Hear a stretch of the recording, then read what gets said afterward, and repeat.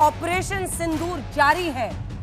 ये कहा है रक्षा मंत्री ने कि पिक्चर अभी बाकी है, ये तो सिर्फ ट्रेलर था। और इसी के साथ एक नए सिरे से उन्होंने देश की सेना, देशवासियों में एक हौसला बढ़ाया है। लेकिन बात जब पाकिस्तान की होती है तब रक्षा मंत्री ने उन्हें भी सुना दिया कि कागज का है ये लिबास, संभल कर चलो चिरागों के शहर में, क्योंकि तुम नशे में हो। अब सवाल यही है कि पाकिस्तान एक झूठ को छिपाने के लिए 100 झूठ बोल रहा है। सबसे पहले तो अपनी रिपोर्ट में हम आपको दिखाएंगे कि कैसे पाकिस्तान के उप प्रधानमंत्री ने अपनी ही संसद में लोगों की आंखों में धूल झोंका। सोचिए, पाकिस्तान के लोग उनकी बातों पर विश्वास कर कर के सड़कों पर जश्न मनाने निकल रहे हैं, और उनका तो फैक्ट चेक विदेशी अखबार भी कर रहे हैं, उनके खुद के अखबार भी कर रहे हैं। उन्होंने एक विदेशी अखबार का हेडलाइन डाल दिया था जिसमें पाकिस्तान की वायुसेना की खूब चर्चा और प्रशंसा थी। बाद में जब फैक्ट चेक हुआ तो पता चला उन्होंने ऐसा कुछ छापा ही नहीं था। एक के बाद एक झूठ बोल रहे हैं, झूठ को छिपाने के लिए 100 झूठ बोल रहे हैं, जनता की आंखों में अपने धूल झोंक रहे हैं। लेकिन दूसरी तरफ भारत कदम संभल संभल कर आगे रख रहा है। एक तरफ जश्न भी है ऑपरेशन सिंदूर का, तो दूसरी तरफ आगे क्या होगा इस पर भी पूरे देश की नजर है। तीसरी तरफ इस देश में विपक्ष सवाल भी पूछ रहा है। डोनाल्ड ट्रंप के हस्तक्षेप से लेकर तमाम सवाल पूछे जा रहे हैं।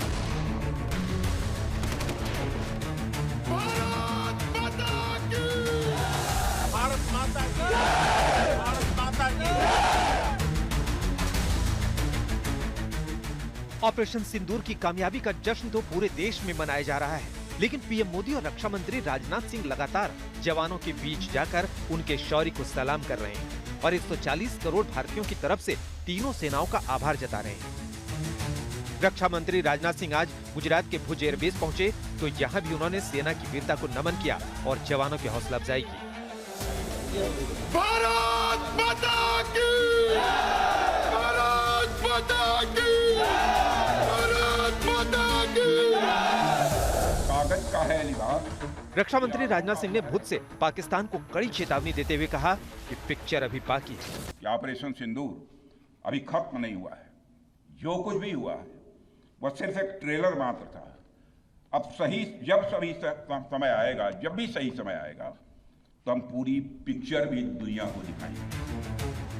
रक्षा मंत्री राजनाथ सिंह ने साफ कर दिया कि ऑपरेशन सिंदूर अभी बाकी है।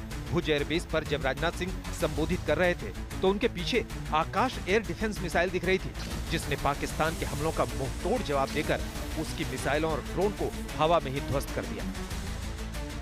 पाकिस्तान की फौज को संदेश देना चाहूंगा, कागज का है लिबास, कागज का है लिबास, चिरागों का शहर है, चलना संभल संभल के, क्योंकि तुम नशे में हो। राजनाथ सिंह ने जवानों को मिठाई खिलाकर उन्हें ऑपरेशन सिंदूर की सफलता के लिए बधाई दी। साथियों, आपने पाकिस्तान में मौजूद टेरर इंफ्रास्ट्रक्चर के खिलाफ प्रभावी कार्रवाई की है, मगर पाकिस्तान फिर से इस कोशिश में लग गया है कि ध्वस्त हुए आतंकी ढांचे को फिर से खड़ा किया जाए।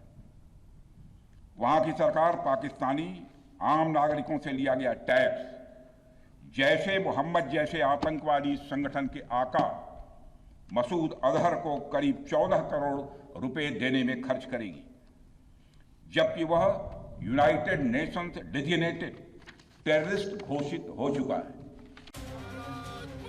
जहां भारत का जोश हाई है, वहीं सैन्य ठिकाने तबाह होने के बाद पाकिस्तान भारत के सामने बातचीत के लिए गिड़गिड़ा रहा है। दरअसल भारत पाकिस्तान के बीच सीजफायर 18 मई तक के लिए बढ़ाया गया है। अब दोनों देशों के डीजीएमओ के बीच फिर बातचीत होगी। ऑपरेशन सिंदूर में पूरी तरह पिट चुकी पाकिस्तानी फौज की सच्चाई को छिपाने के लिए पाकिस्तान कैसे कैसे झूठ गढ़ रहा है, ये देखकर खुद पाकिस्तानी भी शर्मसार हो रहे हैं। इस बीच पाकिस्तान एक बार फिर झूठ बोलकर एक्सपोज हो गया है। हार छिपाने को लेकर पाकिस्तान ने ब्रिटेन के अखबार द डेली टेलीग्राफ का पूरा फ्रंट पेज ही मॉर्फ कर दिया और उसके पेज पर ये झूठ चिपका दिया कि पाकिस्तान की वायुसेना आसमान की बेताज बादशाह है, लेकिन उसने नकल में भी अकल नहीं लगाई।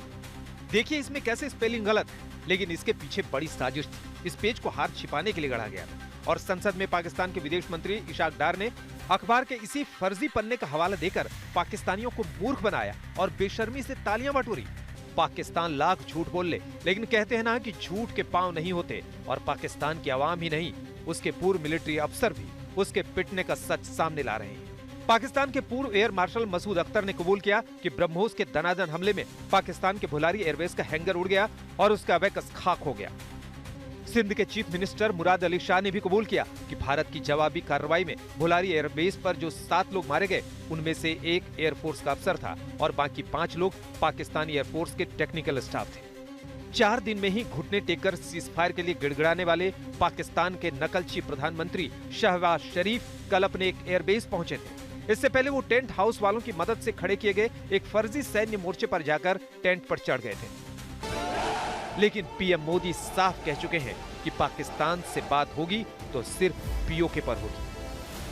अगर पाकिस्तान से बात होगी तो पाक ऑक्युपाइड कश्मीर पीओके उस पर ही होगी। फिलहाल पाकिस्तान की पहचान पूरी दुनिया के सामने यही बनी है कि वो आतंकियों की अशगाह वाला देश है, जिसकी धरती का इस्तेमाल सिर्फ आतंकी करते हैं, जिसमें उसकी कायर सेना की भी सहमति होती है। आज तक ब्यूरो।